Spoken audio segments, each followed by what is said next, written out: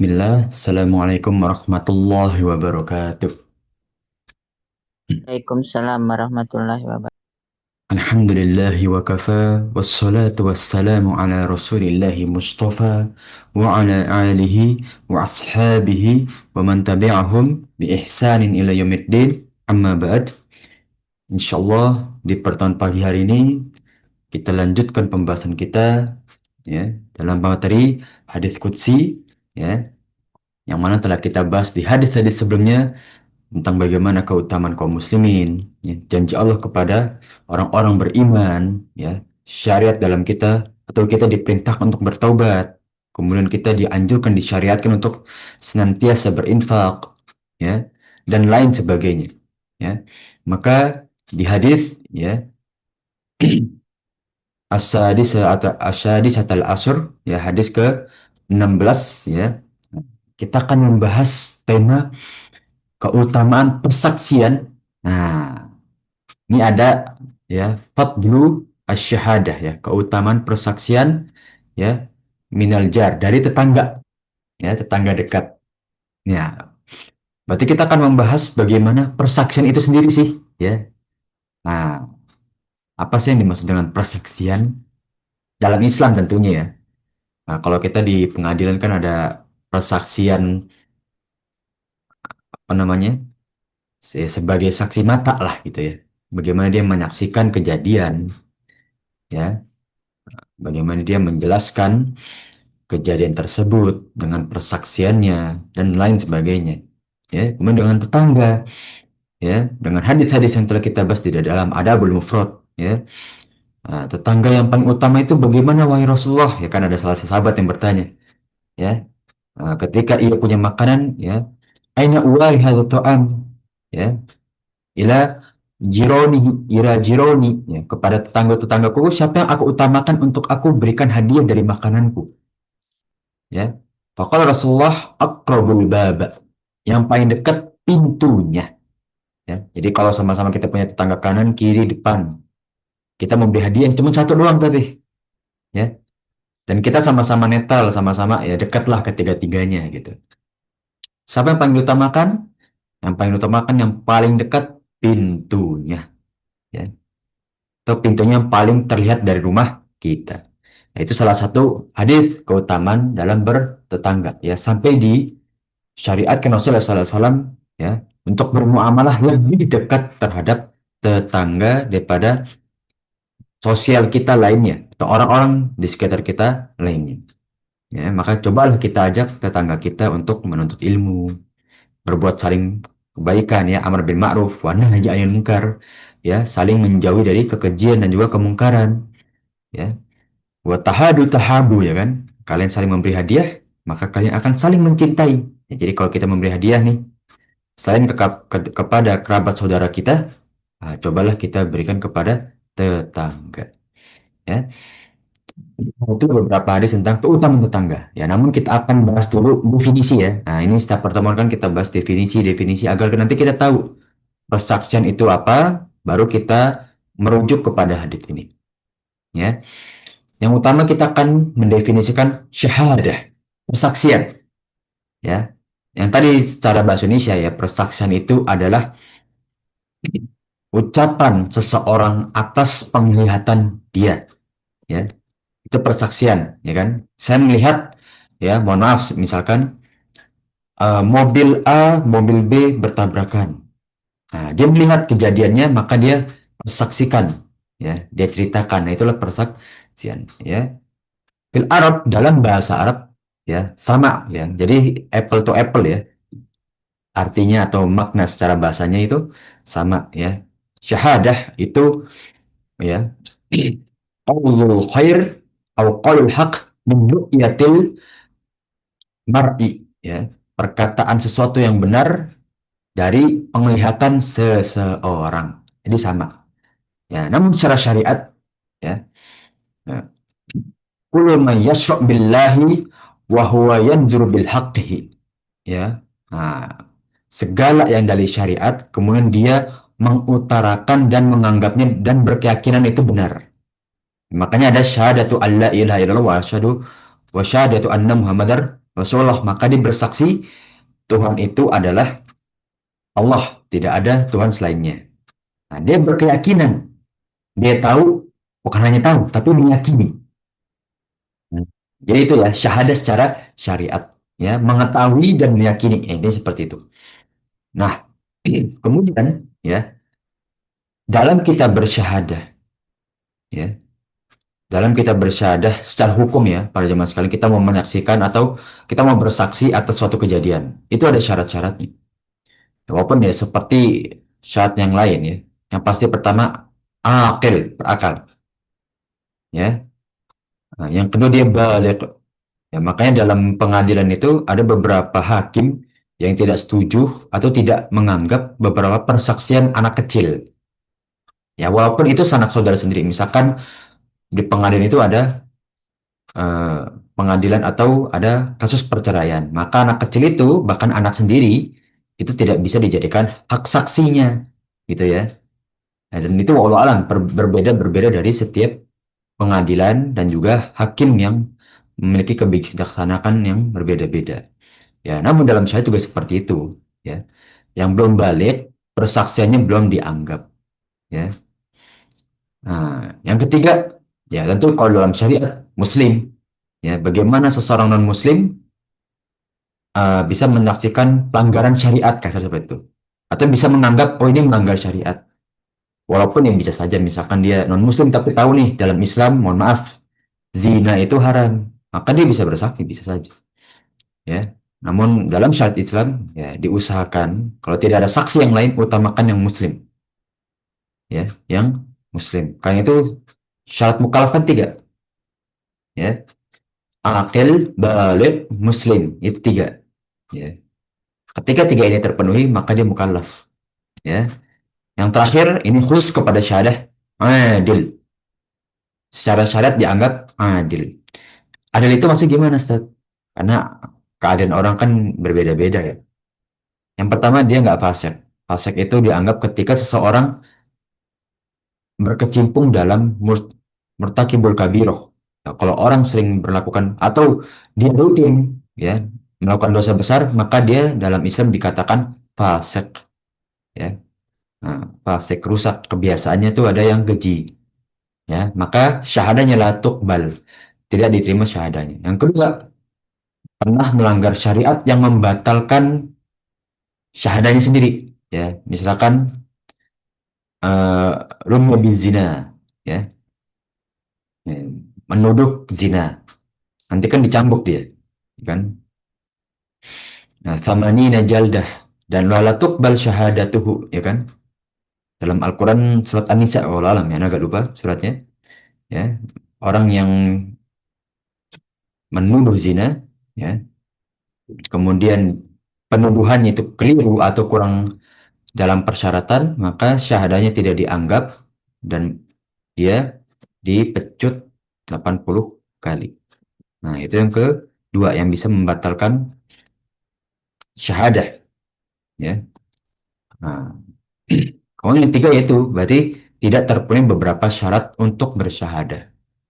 Ya, Allahu alam bisa. Nah itulah bagaimana syahadah dalam Islam ya. Jadi tidak tidak asal muasal, tidak asal asalan aja untuk bersyahadah. Bahkan di KUA, PA, ya itu ketika ada suatu kasus, walaupun kasusnya kasus dianggap kecil ya di dalam pengadilan, ya itu syahadah itu mereka juga milih-milih, ya. Hmm. Ya, panitera itu juga milih-milih nih mau yang mana nih syahidnya. Nggak apa-apa, misalkan kalau di KUA itu kadang-kadang nikah di KUA gitu kan. Terus nggak bawa persaksi, nggak bawa saksi mereka. Jadi cuma tinggal bawa badan aja lah kasar gitu ya. Nah, itu biasanya penghulu ya minta tukang parkir di KUA gitu ya. Setiap KUA bisa ada tukang parkirnya atau ada yang bisa membantu lah ya. Asisten KUA-nya itu jadi pesaksi boleh, ya nggak masalah ya. Agak tamun ya asal kita tahu aja dia memenuhi syarat untuk syahadat bersaksi ya. Nah itu jadi nggak ada secara spesifik banget nggak ada ya. Cukup mudah insya Allah untuk syarat syahadah ya. Yang kedua tetangga ya. Nah tetangga itu dalam bahasa jiron, tetangga ya. Afwan, jar itu tetangga. Tapi kalau jiron itu jamaknya, tetangga-tetangga. Banyak, gitu ya. Nah, dalam pendapat Imam Ghazali, dari beberapa hadis yang beliau ambil, ya, dalam kitab Al-Mawsu'ah Al-Fiqhiyah, ya, pembahasan luas terhadap fikih dalam kitab beliau, ya, hak-hak tetangga itu ada loh. Nah, ini kalau kita bicara hak, berarti, ya, itu sesuatu yang harus kita penuhi untuk tetangga kita, ya, karena kewajiban, ya, itu memenuhi hak, gitu kan. Apa sih hak-hak tetangga? Yang pertama itu mengucapkan salam bila bertemu.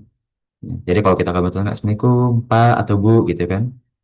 Nah, ini lebih diutamakan terutama kepada tetangga walaupun kepada seluruh muslim kita di syariat ya hakul muslim alal muslim ya kan. Salah satunya adalah ya ifsa'us salam, mengucapkan salam.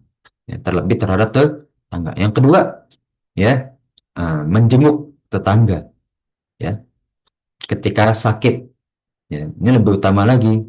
Ya, walaupun itu salah satu hakul muslim juga kan. Ya, tapi apalagi kepada tetangga, tetangga sakit kita nggak tahu, ya. Hmm. Di zaman sekarang kan lebih individualis ya.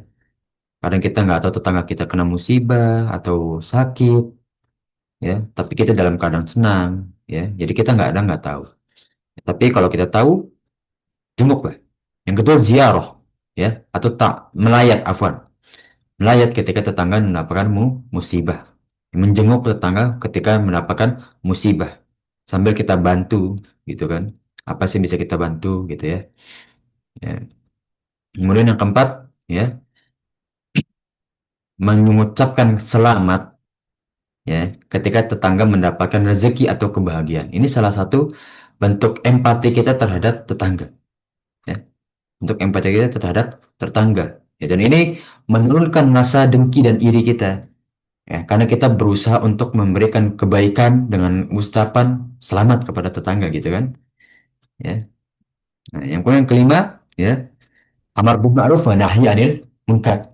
Ya. Ini jelas ya, saling menasihati atas kebaikan dan juga menjauhkan dari kekejian ya atau kefasikan. Ya, yang keenam ya senantiasa menyegerakan untuk meminta maaf ketika kita membuat kesalahan. Ya, ya jagalah hubungan tetangga kita. Ya, karena salah satu CCTV terbaik di lingkungan kita itu tetangga kita.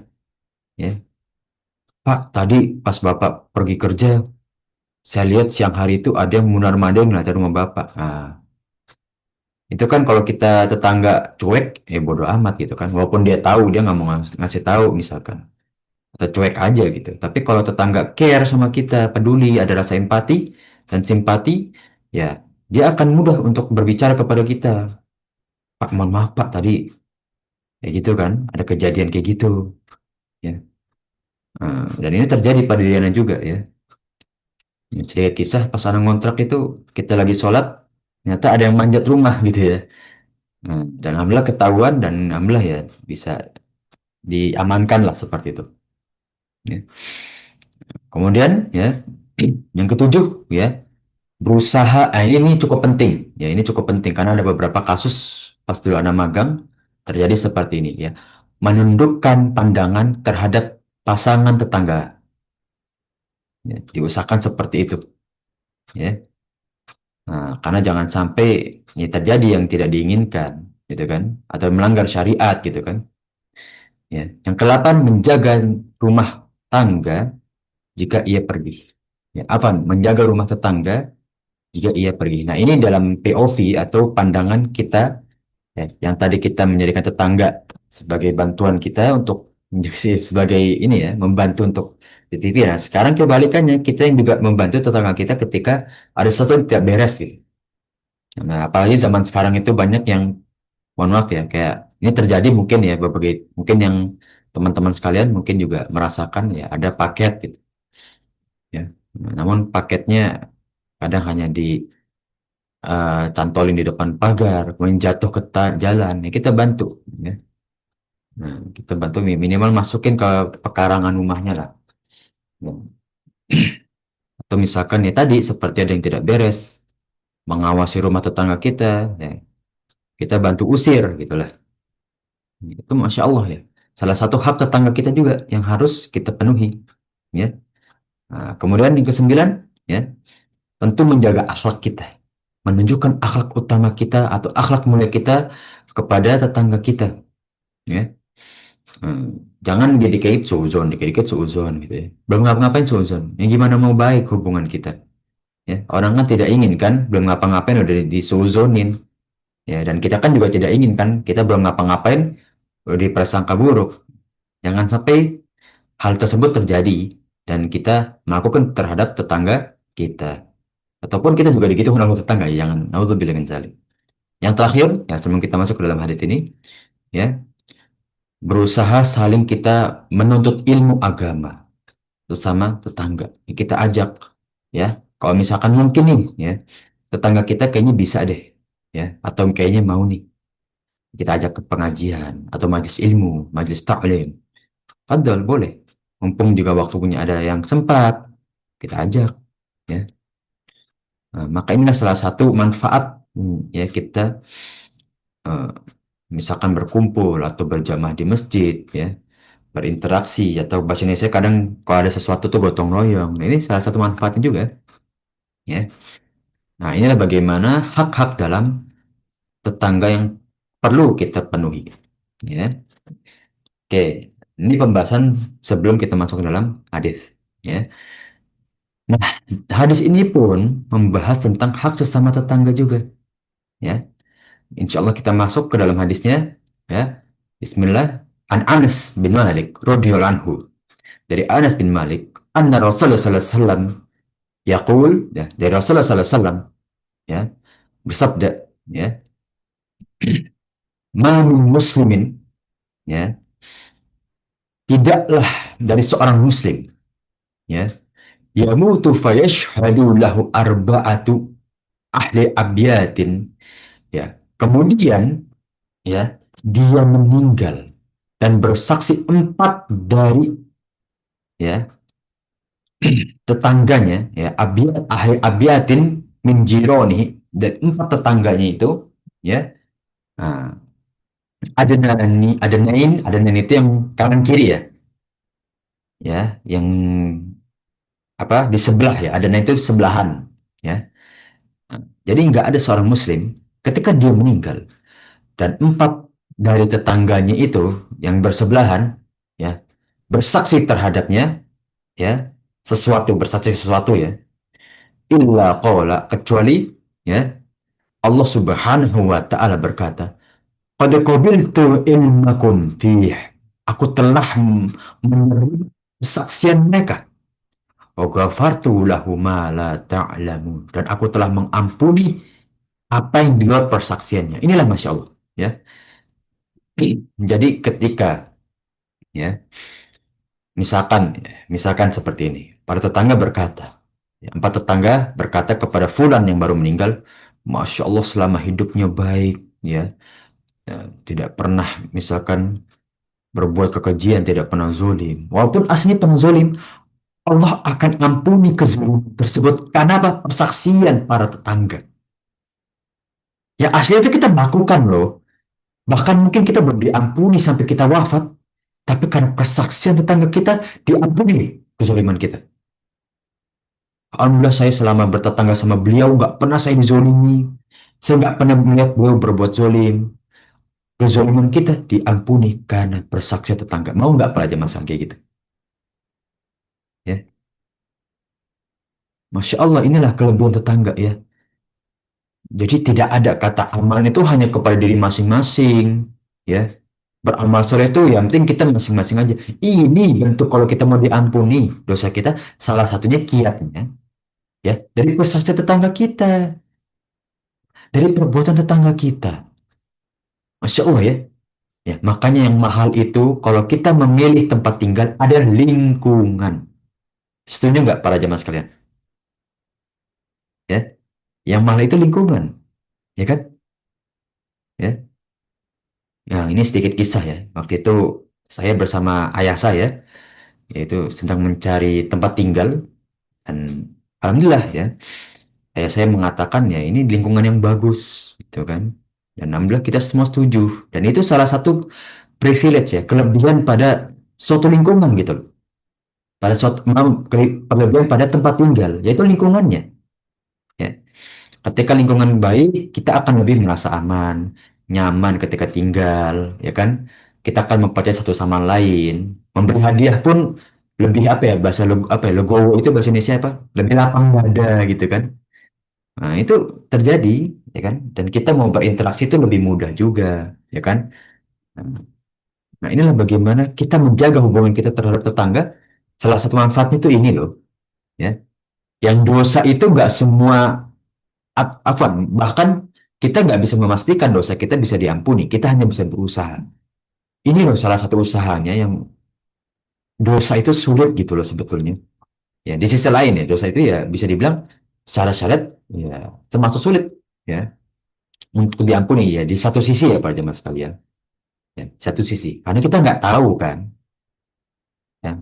Maka kita sulit untuk memprediksi bisa nggak diampuni dosa kita, ya kan? Nah, ini salah satu kiatnya. Ya. Nah, jangan kembalikan, ya. Mohon maaf, banyak orang meremehkan gitu kan. Ya, Innallahu ghafurur rahim. Allah itu maha pengampun lagi maha kasih sayang. Nggak mungkin dong dosa saya nggak diampuni.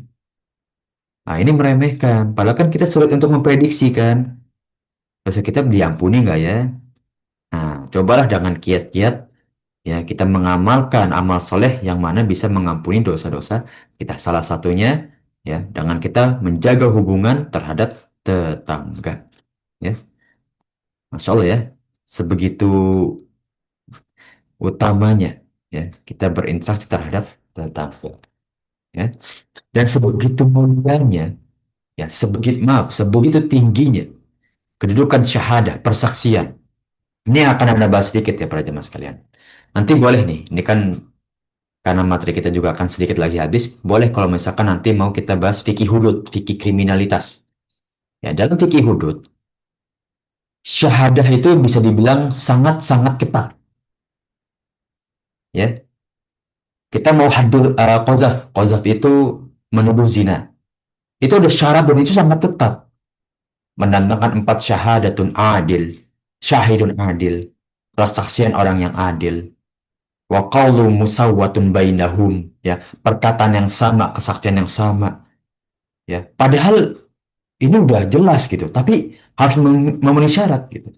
Artinya apa? Hikmahnya apa? Dalam kitab Bidayatul Mujtahid, ya, Ibnu Qudamah menyampaikan bahwa sebegitu ketatnya Islam dalam bersaksi terhadap perbuatan orang lain. Walaupun udah pasti benar bagi seseorang tersebut. Oh, ini buktinya udah konkret banget secara hukum. Ya, tapi kalau ada syarat belum terpenuhi secara syariat, lebih baik diurung. Ya, lebih baik ditahan. Kenapa sebegitu ketatnya syariat menjaga hak persaksian sesama hamba? Ya, karena syahadah termasuk syariat yang diperketat oleh Allah Subhanahu wa Ta'ala. Ya, dalam hutang piutang kan juga, ya.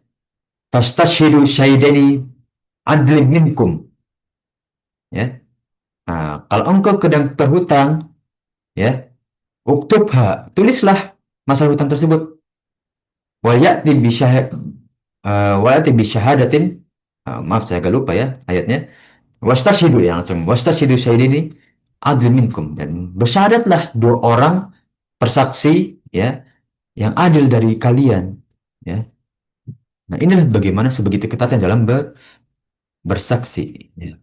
Dalam akad apapun ya. Makanya kiasnya dari ayat-ayat tentang bersaksi, seluruh akad disyariatkan untuk ada saksi. Ya. Ah, seluruh akad disyariatkan harus ada saksi. Ya. Mau dalam itu secara makro itu secara keseluruhan ya. Dalam perusahaan misalkan. Atau mikro itu dalam personal orang. Ya, misalkan kita ya berhutang satu sama lain itu kan ya personal. Kalau bisa datengin saksi boleh, ya kan? Nah, itulah ya. Jadi persaksian itu cukup diperketat oleh syariat Islam. Kenapa? Agar ya akad yang dijalankan itu ya absah dan lebih kuat. Ya, dianggap sah syariat-syariat dan juga memperkuat ya kejadian akad tersebut. Ya, jadi nanti kalau ada sengketa misalkan, oh nggak begitu. Yang benar tuh ketika kita menjadi saksi, ya, yang B itu misalkan berhutang sekian yang benar, ya, itu kan memperkuat ya atas akad tersebut. Ya, bayangkan kalau nggak ada saksi, ya orang hanya bisa mengklaim satu sama lain kan. Allahu a'lam bishawab. Ya, kita masuk ke unsur fikih dalam hadis ini. Ya, yang unsur fikih yang pertama, kesaksian empat orang adalah kesaksian yang kuat. Nah, ini dalam syariat, ya, lebih diutamakan mendatangkan saksi yang lebih banyak dan empat orang itu termasuk yang kuat, ya. Nah, penggunaan empat orang saksi adalah menunjukkan kuatnya persaksian tersebut. Nah, ketika persaksian empat orang itu sudah sinkron, nggak ada perbedaan, ya, sejalur, maka itu sudah dianggap kuat persaksian, maka bisa dianggap oleh kodi, oleh hakim itu sebagai bukti yang wajib. Nah, ini wajib dipertimbangkan, ya, karena nggak boleh bukti tidak dipertimbangkan, ya, karena sangat kecil kemungkinannya empat orang itu bersepakat dalam kedustaan. Ya, sebab bisa, kalau kita secara akal bisa, namun, ya, ini semakin memperkecil kemungkinan untuk mereka itu berdusta secara bersamaan. Ya, kecuali kalau sudah ada kesepakatan di belakang mereka seperti itu ya. Tapi walau alam ini membuktikan, ya, untuk kita mempersempit, ya, peluang kedustaan. Ya, Allah Subhanahu Wa Taala menggunakan empat orang saksi dalam tuduhan zina anak ini. Qadzaf, ya, haddul qadzaf. Ya, afan, qadzaf kalau haddu itu sudah dihukum, qadzaf itu tuduhan zina. Ya, walladzina yarmunal muhsanati, ya, barang siapa yang menuduh wanita-wanita, ya, dalam perbuatan zinanya, thumma lam ya'tu bi arba'ati syahada, dan belum mendatangkan empat saksi, fadliduhum thamanina jaldah, maka pecutlah orang tersebut 80 kati. Nah, ini hadud zina, ya, hadul qadzaf, maaf, hadul qadzaf. Hukuman orang yang bersaksi zina namun tidak terpenuhi persyaratan saksinya, maka, ya, akan dipecut 80 kali. Wala taqbalu lahum syahadatan. Nah, ini yang tadi saya sebutkan nggak diterima persaksian abada selama-lamanya. Wa ulaika humul fasiqun, dan mereka itulah orang-orang yang fasik, yang rusak, ya. Maka hati-hati untuk kita bersaksi, itu sangat hati-hati loh, ya. Syariat Islam itu sangat memperketat syariat persaksian. Syahadat itu sangat diperketat sekali, ya. Jadi kalau misalkan kita nggak bisa meyakini persaksian kita, lebih baik kita mundur. Lebih baik kita mundur. Allah alam bisawab. Ya, tapi kan kita nggak membela kebenaran saat itu, kan perbuatan mereka kan jelas-jelas menentang syariat atau melanggar syariat. Masa kita nggak mengucapkan sesuatu yang hak, ya? Padahal perbuatan hak itu ada sesuatu yang harus diucapkan, gitu kan? Tapi kalau dalam syahadah para jamaah sekalian, Allah mengkhususkan untuk diperketat dalam hal ini. Walaupun benar, walaupun benar. Nah, kok bisa gitu? Ustaz? Dulu anak pernah diskusi dengan dua ustadz, Ustadz Musyafadari dan juga Ustadz Abdul Roy. Mereka setuju untuk kalau kita ketemu suatu kasus dan itu, ya, tidak ada urgensi terhadap lembaga. Ya, misalkan kalau di sekolah itu kan itu lembaga sekolah, ya, kalau dia melanggar ya sudah kita usahakan untuk kita syahadah gitu kan. Tapi kalau nggak ada urgensi terhadap lembaga, ya itu urusan mereka masing-masing, kasar seperti itu, ya. Kita perketat, perketat. Ya, walaupun itu merusak moral ya, sangat-sangat merusak moral gitu. Tapi coba kita perketat. Kalau sudah cukup persyaratan, silahkan. Ya. Ini bagaimana persaksian empat orang untuk memperkuat dalam eh, untuk mempersaksikan tersebut, ya, perbuatan orang lain lah gitu ya. Syahadah. Unsur fikih yang kedua, perintah untuk berbuat baik terhadap tetangga yang dekat, ya, dan larangan untuk mengganggu mereka. Jelas seperti tadi, ya, hak-hak tetangga itu harus kita penuhi, ya. Nah, maka inilah mensyariatkan, mengisyaratkan, maaf, bahwa seseorang muslim hendaknya berbuat baik kepada tetangga, ya. Kepada orang lain yang jauh aja kita baik, terlebih lagi seharusnya terhadap tetangga. Wa'budullaha wa la tusyriku bihi syai'a. Ya. Dan ya beribadah kepada Allah dan jangan mensyirikkan dengan yang lain. Jangan menduakan ibadah ya Allah kepada yang lain.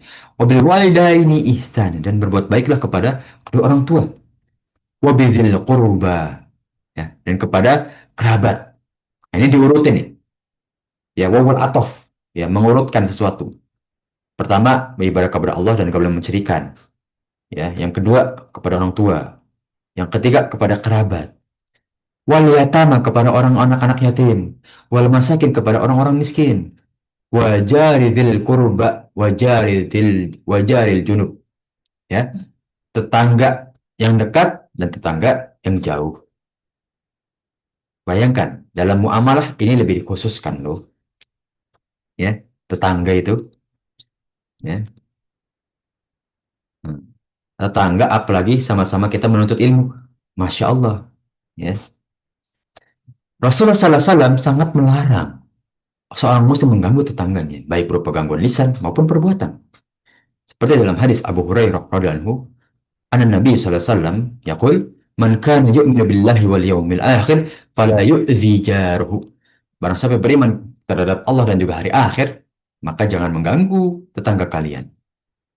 Nah, ini dia, ya, salah satu bentuk keimanan seseorang, ya. Nah, kita untuk meningkatkan iman kita, salah satunya jangan mengganggu tetangga. Kan itu perbuatan orang-orang fasik mengganggu, ya. Nah, seorang muslim yang mengganggu tetangganya menunjukkan bahwa imannya kurang sempurna. Nah, menurunkan derajat keimanan. Ya, karena nggak mungkin orang yang imannya turun, nggak mungkin sempurna dong.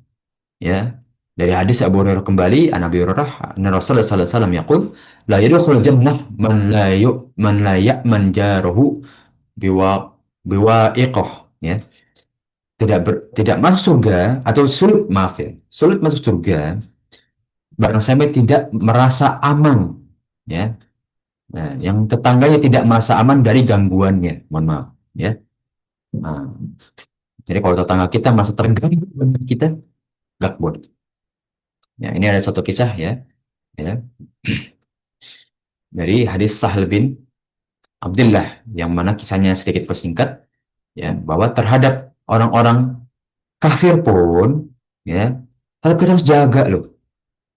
Walaupun kepada non-muslim kafir, tetap harus menjaga hak-hak sesama tetangga. Jadi hak-hak sesama tetangga bukan hanya kepada muslim, kepada orang-orang yang ada di sekitar kita walaupun non-muslim. Ya.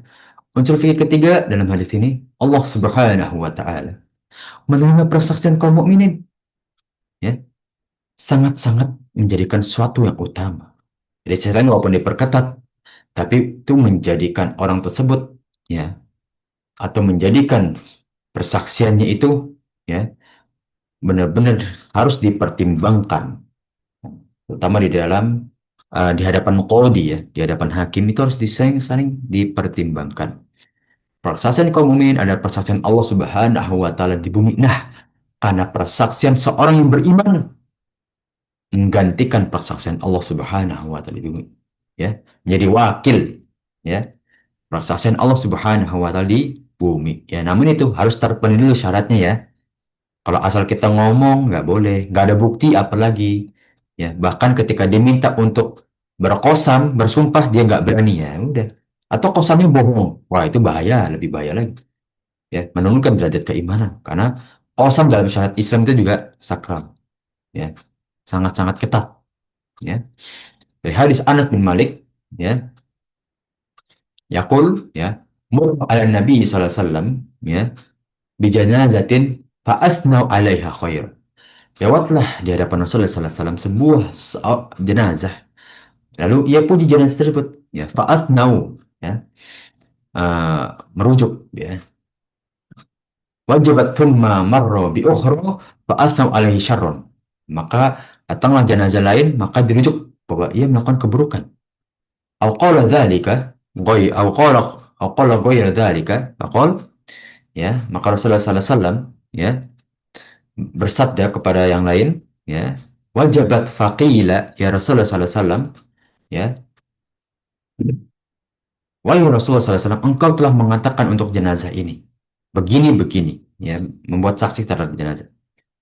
Wajabat lihada, wajabat, ya, apakah, ya, wajib untuk jenazah itu, ya, atau benarkah persaksian itu terhadap jenazah tersebut? Qala syahadatul qaum, persaksian sebuah kaum, ya, al-mu'minu syuhada'ullahi fil ard, ya.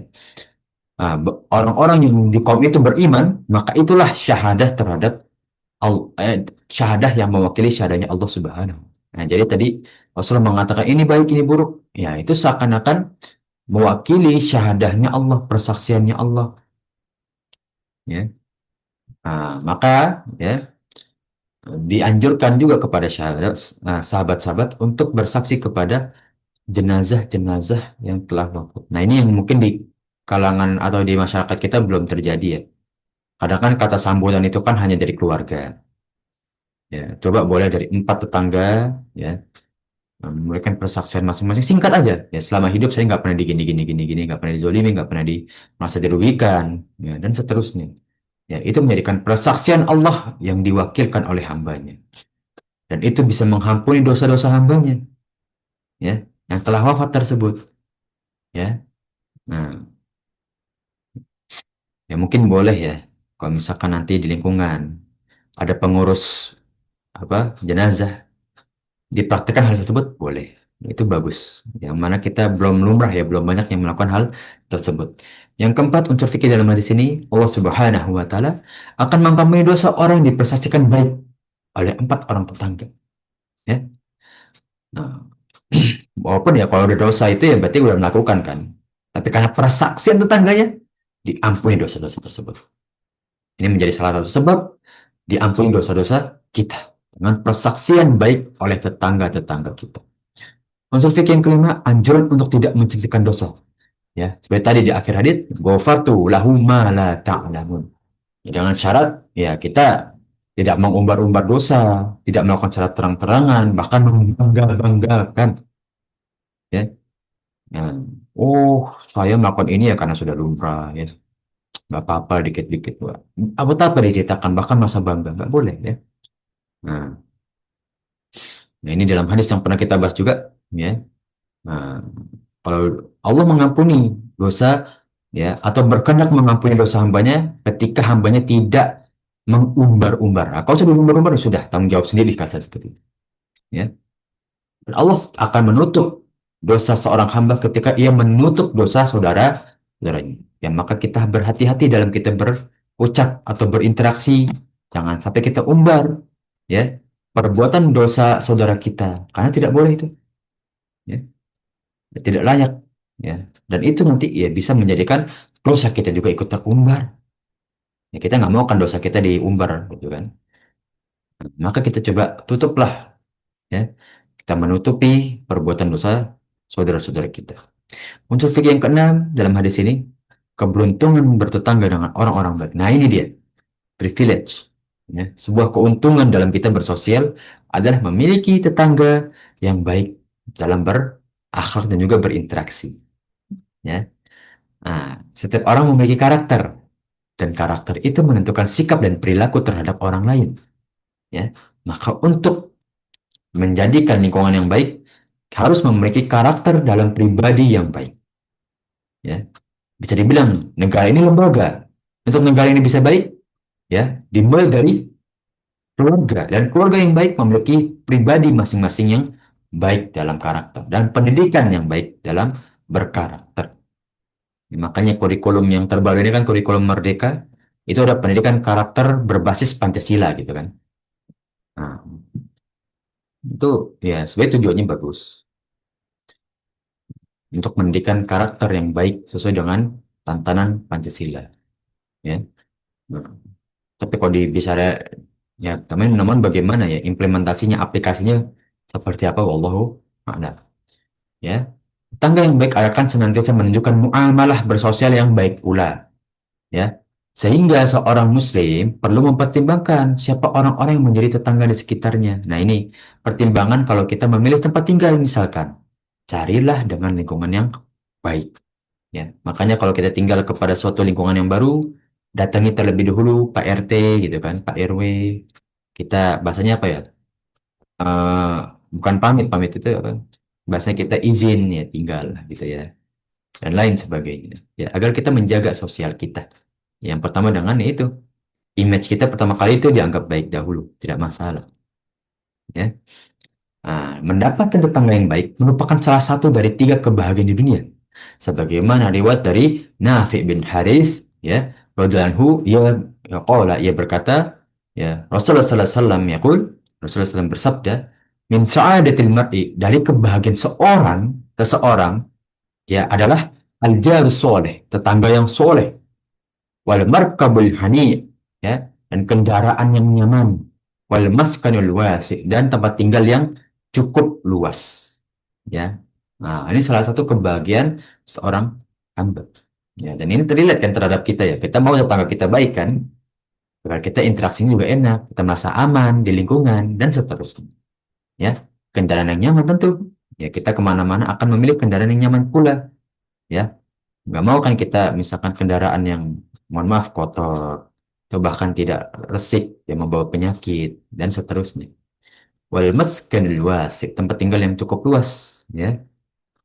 Bisa kita taruh tempat atau maaf kita taruh barang di tempat-tempat yang leluasa, atau bahkan untuk kita menjadikan majelis ilmu, ya, karena tempatnya luas. Ini menjadikan kebahagiaan seorang hamba, ya.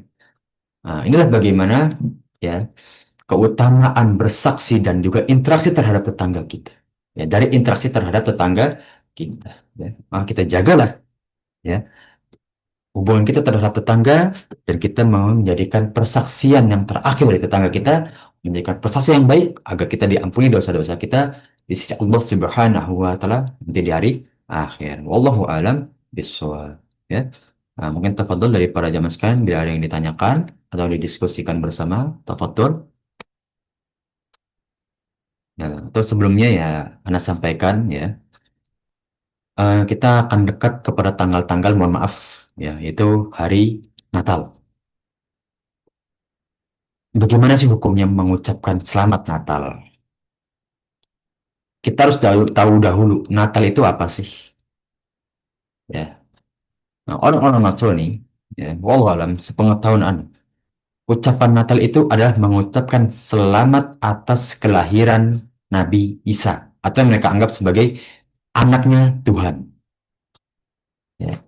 Maka di sini ada dua keliruan dari selamat Natal. Yang pertama, Rasulullah tidak mensyariatkan terhadap ucapan selamat kepada suatu tanggal lahir. Tidak ada. Ya, untuk apa manfaatnya? Dan syariat Islam tidak pernah menganjurkannya. Jadi nggak ada. Walaupun kepada saya Nabi Isa, Nabi Muhammad nggak pernah mengucapkan selamat ulang tahun gitu kan. Kalau Rasulullah mensyariatkan, menganjurkan, dan Allah mensyariatkan, seharusnya dari zaman Rasulullah SAW di Madinah sudah dirayakan seharusnya Rasulullah itu setiap hari tanggal lahirnya. Tapi tidak pernah para sahabat dan Rasulullah tidak pernah menganjurkan, memerintahkan. Ya, kekeluhan yang kedua, mereka menganggap dengan keyakinan mereka bahwa Nabi Isa itu adalah anak Allah. Ya, walaupun kita ketahui bahwa Nasrani itu salah satu keyakinan apa? eh mereka memiliki syariat yang ta'abuni kuat. Mereka tuh religius sekali gitu. Nah, hmm, ya karena itu mereka menerima suatu perkataan rahib atau pendeta tanpa mereka tanyakan dalil. Itu terjadi dari zaman rahib, ya. Zaman rahib ketika Rasulullah masih hidup ya seperti itu mereka. Mereka sangat religius kuat, ya. Namun itulah ya akhirnya mereka ya menerima saja perkataan tanpa tahu kebenarannya. Maka dalam Al-Fatihah kan walat dolin, ya, orang-orang yang sesat karena mereka beramal tanpa ada ilmunya, ya. Nah, kita kembali terhadap tadi, ya, definisi Nabi Isa sebagai anak Tuhan bagi mereka, bagi keyakinan mereka yang mereka yakini. Tentu ini keliru. Kan dalam Islam jelas, ya, innamal Isa, ya, kama sali Adam. Khalaqtuhu minat turab, ya, dan aku menciptakan dari tanah. Ya sama aja. Dia bukan anak Tuhan, ya. Dia sama seperti Adam dan anak cucu lainnya. Tidak ada perbedaan Nabi Isa dengan nabi-nabi yang lain secara penciptaan. Jadi dia diciptakan sebagai seorang hamba manusia, bukan diciptakan sebagai anak Allah. Di surat Al-Ikhlas jelas, lam yalid wa lam yulad. Ya kan? Allah tidak pernah ya melahirkan dan tidak pernah dilahirkan juga. Ya, maka jelas kedua unsur ini memiliki kekeliruan. Ya. Nah, maka bagaimana mengucapkannya? Ada dua kondisi. Kalau kita tidak merasa tertekan pada suatu lingkungan, tidak perlu kita ucapkan. Tapi kalau misalkan kita di suatu lingkungan, kalau kita nggak ucapkan, kita akan menjadikan mudarat yang lebih besar, misalkan dimusuhi atau bahkan sudah berbentuk fisik dimusuhinya, tafadhol tapi jangan meyakini hal tersebut. Jangan meyakini. Karena banyak, oh, kok orang muslim pelit banget sih, so eksklusif, so bener. Kita pas hari raya Idul Fitri, Idul Adha, kita ucapin loh kepada kalian. Kok kalian masa pelit banget sih, eksklusif banget sih, ya. Nah, kita ada hari raya yang mungkin setahun sekali, ya. Tapi kok nggak mau diucapin, ya. Nah, lihat tanggapan mereka ya. Kalau misalkan ya kita tahu tuh hubungan kita retak atau misalkan kita dimusuhi oleh lingkungan dan dapat mudarat yang lebih besar, tafadhol tapi jangan meyakini seperti keyakinan mereka. Kalau sudah meyakini, sudah. Itu salah satu bentuk kesyirikan kan? Karena itu berkaitan tentang hakikat Tuhan. Ya, karena Allah menunjukkan hakikat dia nggak melahirkan dan tidak dilahirkan. Yang kedua ya tentu ibadah dalam mengucapkan hari raya itu tidak ada syariatnya. Ya, man ada fi amrina hadza ma laysa minhu fahuwa raddun. Barang siapa yang berbuat syariat dalam agama ini yang tidak ada, yang Allah syariatkan, maksudnya yang tidak Allah tidak syariatkan, maka itu tertolak atau bisa kita sebut dengan bid'ah. Tertolak itu. Tidak ada dalam syariat. Nah, wallahu a'lam bishawab. Nah, ini mungkin yang bisa Anda sampaikan, yang bisa kita diskusikan bersama. Tafadhol mungkin bila ada pertanyaan atau ada yang ingin disampaikan untuk kita diskusikan. Atau sudah cukup dari para jamaah sekalian, insya Allah. Kalau sudah cukup ya, para jamaah sekalian. Bila sudah cukup ya, kita akhiri pertemuan kita pada pagi hari ini yang mana insya Allah ilmu yang kita tempuh menjadi amal jarah kita insya Allah Subhanahu wa taala dan menjadi pemberat amal soleh kita di hari akhir. Amin ya rabbal alamin. Dan insya Allah kita bisa bertemu dengan umat Rasulullah sallallahu alaihi wasallam dengan keadaan dosa-dosa kita telah diampuni, amal soleh kita dilipat gandakan, ya, dan mendapat dan menuju pindah surga yang kita inginkan. Amin ya rabbal alamin. Ya. Nah, minta maaf bila kekurangan atau kekeliruan dari kita bahas bersama atau ucapan aneh yang kurang berkenan, ya. Sekali lagi Anda minta maaf sebesar-besarnya, ya. Allahu alam, barakallahu fikum, ya. Ya. Nakhtatim kita tutup dengan doa kafaratul majlis. Subhanakallahumma wa bihamdika asyhadu an la ilaha illa anta astaghfiruka wa atubu ilaik. Ya. Segala khairan Ustaz. Jazakillah khairan, ya. Barakallahu fikum, ya, para jamaah sekalian. Walhamdulillahirabbil alamin, ya.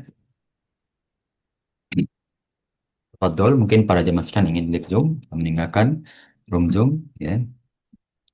Nah juga pribadi izin pamit ya kepada para jemaah sekalian.